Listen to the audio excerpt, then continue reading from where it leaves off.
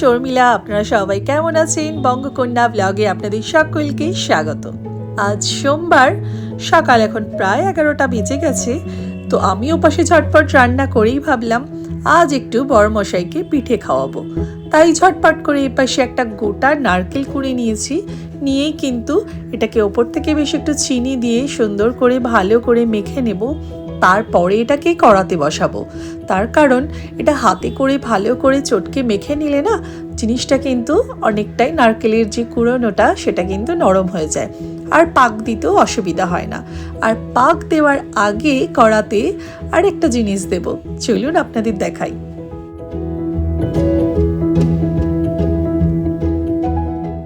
কড়া গরম হয়ে গেছে, এর মধ্যে একটু 1 চামচ মতো একটু ঘি দিয়ে নিলাম।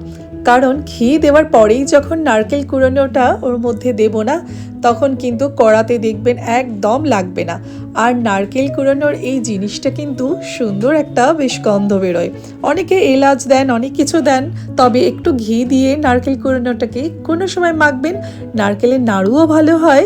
আর কিন্তু এইরকমভাবে পাটিসাপটা বা পিঠের মধ্যে দিলে কিন্তু পুরটা দুর্দান্ত খেতে লাগে। ওপর থেকে একটু ঝোলা গুড় দিয়ে নিলাম। নারকেলের এই পুরটা থেকে কিন্তু বেশ একটা সুন্দর গন্ধ বেরোবে আর বেশ ভালো লাগবে খেতে। তো দেখুন, আমার কিন্তু কড়াতে একদম নারকেলটা পাক দিয়েছি, কোনো রকমভাবে কিন্তু লাগেনি। তাতে কিন্তু নারকেলের পাকটাও বেশ সুন্দর হয়। এবার যেটা হলো মেন জিনিস, এখানে আমি সেদ্ধ চালের গুঁড়ি নিয়েছি আর তার মধ্যে দিয়ে দিয়েছি অল্প করে 2 চামচ মতো সাদা তেল দিয়েছি। এখানে অনেকে ঘিও দিতে পারেন 1 চামচ। তাতে কি হয়, মাখাটা কিন্তু যেমন হালকা উষ্ণ গরম জল দিয়ে, আমরা যেরকম মা ঠাকুমার কাছে শুনেছি গরম জল দিয়ে মাখলে বেশ নরম হয়, তো উষ্ণ গরম জল দিয়ে তো মাখবো, তার মধ্যে কিন্তু এই জিনিসটা একটু অ্যাড করে দেখবেন, বেশ ভালোই লাগবে কিন্তু, আশা করছি। আর হ্যাঁ, আমি কিন্তু অল্প পরিমাণে একটু নুনও মিশিয়েছিলাম। আর তারপর এটাকে ভালো করে একটু মেখে নেওয়া হবে। মেখে নেওয়ার পরে তারপরে আপনাদেরকে দেখাই জিনিসটা কিন্তু, যে ডোটা আমি বানাবো সেটা কিন্তু কতটা সফট হয়েছে। সেটা যদি ঢাকা দিয়ে রেখে দেন না, সেটা 1 ঘন্টা রাখতে হবেই না।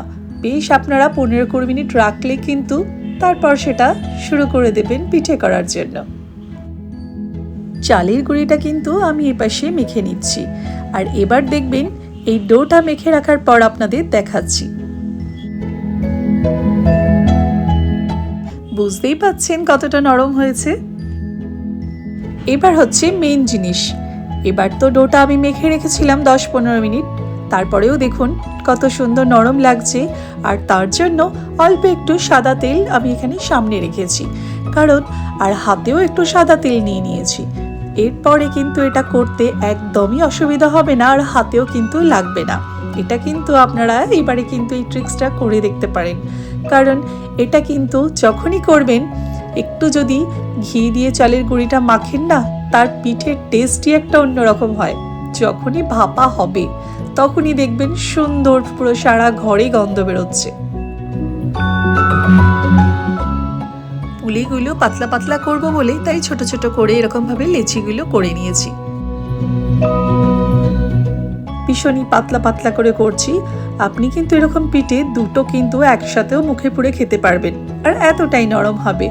আমি যদিও পিঠে বানানোর এই খোলগুলো ভালো করে করতে পারি না, তবে যেটুকু শিখেছি, আর প্রথমে যা কিছু বানাই আমার গপু সোনার জন্য 2-4টে আগে থেকে করে আমি রেখে দিই, তাই ওর জন্য একটু এরকম ছাঁচে একটু বানিয়ে নিচ্ছি।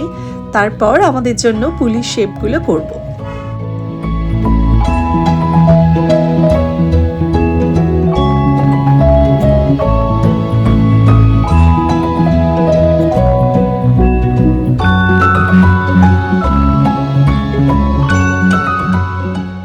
আমার মা সবসময় বলে, তোর একদম পুলি পিঠের শেপ ভালো হয় না। আচ্ছা, কি করে করব বলুন? সবসময় কি মা ঠাকুমার মতো কি করা যায় বলুন? তারা তো সেই মাই হয়। আচ্ছা, আপনারাই বলুন তো, আমার কি পুলি পিঠের শেপগুলো ভালো হচ্ছে না?